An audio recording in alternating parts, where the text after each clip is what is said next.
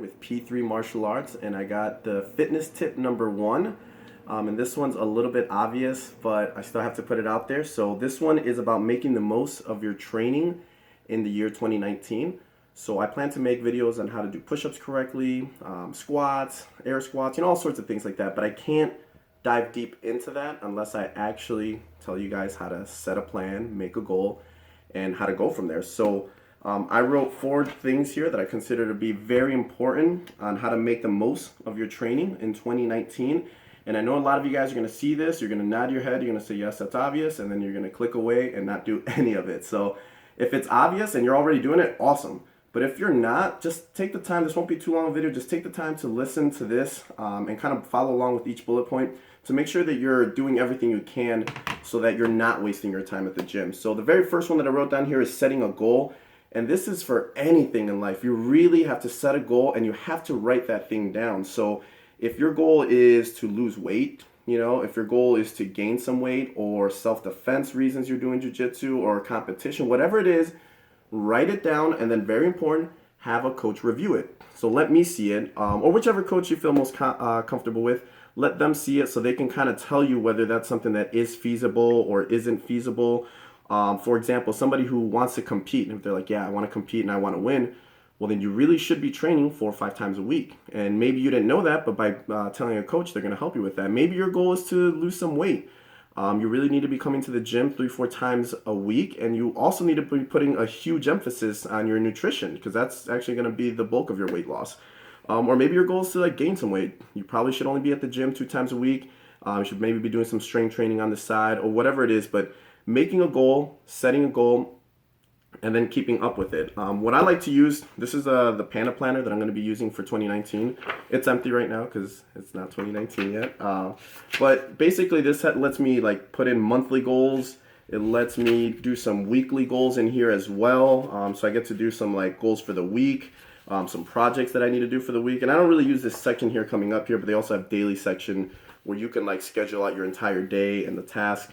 This is a little tedious for me, but I definitely like the weekly things because you can set a monthly goal and then on a weekly basis I can say, all right, the first week in January I'm going to do this. The second week I know that I have this coming up, so I'm only going to be able to train twice or whatever it is, but setting that goal. The second tip here is making a schedule, excuse me, making a schedule and a plan, and then finally sticking to it. So what is your schedule and what is your plan? Because a lot of people say I'm going to go to the gym 4 times a week. Awesome, you're going to go to the gym 4 times a week, but what else and when? Are you going to do Monday, Tuesday, Thursday, and Friday? Are you going to do, Sunday, open mats? And that's going to go along with your goal as well. So if your goal is to compete, you got to be here on the Fridays, right? That's going to be very important. If your goal is self-defense, you should probably come to more of the fundamental-oriented class, right? If your goal is just to get better at jiu-jitsu in general, you should probably do some open mats in there to do some drilling. So whatever your plan is, make a schedule and then stick to it. And finally, the reason I really like the schedule is because anytime you say you're going to do something and then you actually do it, it actually builds up confidence and it raises your self-esteem. I learned that in a book, The 6 Pillars of Self-Esteem, and that's one of the things that I really like to follow. You say you're going to do it and then you do it and you're going to feel better about yourself. The third point here is avoiding distractions. And when I say distractions, I mean in all sorts of it, even in your own head distractions, but a lot of times it's the physical things around you. Before you do some training, before I'm going to go for a run or I'm going to show up to jiu-jitsu at 7 o'clock, maybe put your phone on airplane mode because you don't want to get that distracting text, if you guys are in your 20s, from your friend saying, hey, let's go out for some beer, let's go out to drink, and now all of a sudden you're like, do I really want to go to jiu-jitsu? You just don't want any kind of distraction, so just set those physical distractions aside so you can stay completely focused. And then while you're training, don't be distracted with what's going on around you either. Try to be present, or not try to, be present and be there. So when you're supposed to be focusing on sparring, focus on the sparring. When you're supposed to be exercising, focus on the exercise. Don't get distracted, especially near the sparring time. There's always those people that line up at the bench and they start talking. That's a distraction. They're a distraction. Don't go over to them. Don't go over and talk to them because you're going to encourage them and they're going to encourage you to not work hard. So instead, avoid that distraction. Maybe spar on the other end of the mat where there aren't people talking, where there's people working hard and you're being surrounded in that environment. And then finally, the last one is kind of obvious, but work hard and make sure you earn your rest. So don't take rounds off, especially if competition and weight loss is your thing. Like don't take any rounds off. You don't have to go 100% every single round. You might be tired, but at least do that round and you're gonna get better from it. Another thing with working hard is have a schedule. Like when you make your schedule, make sure that you put it in there that you're going to be sparring from this time to this time. So if your schedule that we talked about for the point number 2 is you're going to train Monday, Wednesday, Friday, make sure you put like I'm going to train from 7 to 8:30. So now you know that when it's sparring time, you're at least going to do those 30 minutes. Maybe you don't want to do a full hour, maybe you're new there, whatever it is, but whatever it is that you set, do that and stick to it. Make sure you continue to work hard.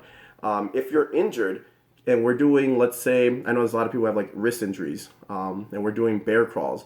Like, do an exercise that's way worse than bear crawls, and I guarantee you your wrist is going to start to feel a lot better. So if for example, we're saying do bear crawls from one end to the other, and you're like, ah, my wrist hurts, and you just kind of like stand there and just do like some jumping jacks like that, that's nothing, right? But if you do some burpees from like using your knuckles, right, to go down, those suck. I hate those. You're probably going to want to do the bear crawls, and I bet you're going to find that your wrists are going to feel a little bit better a little bit sooner. So make sure you don't allow that to happen. And then I kind of went over this a little bit, but write down everything that you do as far as exercise goes. I use the Panda Planner for like planning things, but also I use this like, it's not even my composition notebook. I think I took this from somebody else who didn't use it too much, but I like try to write down, excuse me, like everything that I do for in weight training. So like all the reps that I do, all the sets, the numbers that I'm hitting, some little notes along the way. So this is really cool, and it's also really encouraging for me to look back at like, all right, I was lifting this numbers and now I'm doing this. Having something like that is also going to help you because it's going to give you like some progress that you can visually see along the way. That's actually all I got for you guys, but just to recap, you want to set a goal, you want to make a schedule and a plan, you want to avoid distractions, and you want to earn your rest. I'll be giving you guys some more nutrition and fitness tips. Thanks.